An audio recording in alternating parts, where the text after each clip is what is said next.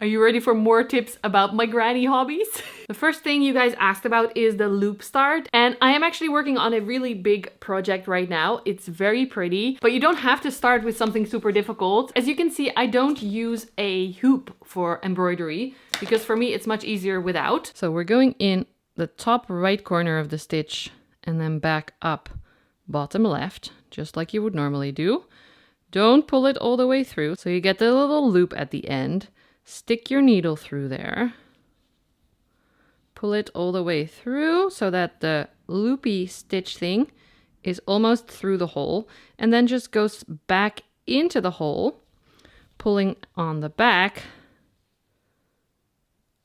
And you sometimes have to shuffle it a little bit so that the loop disappears.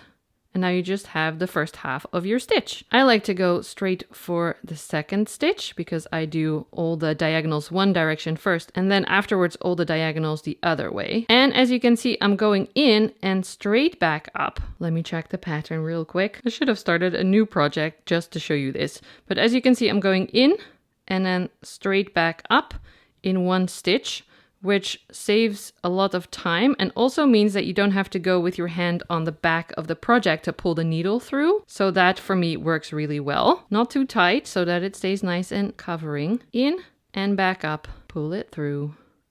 And that's how I work. Does that make any sense? As you can see, all the diagonals are in the same direction. The top one is always this way and the bottom one is always this way. Also, you may notice there is a grid on my fabric. This I did with a washable pen, but you can also use some thread or buy the fabric that just has it in there already. Once you wash this, the grid also disappears. Let me know in the comments if you want to see how I loop end so that you keep a tidy back on your project, or if you have any other questions. I love doing different crafts to bring the mindfulness.